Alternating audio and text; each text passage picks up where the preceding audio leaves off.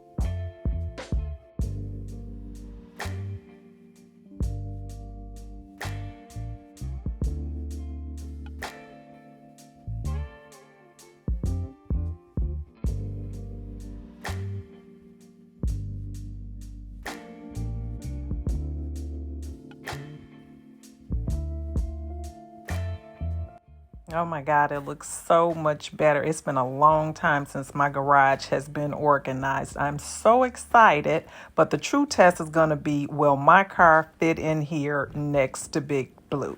Let's see.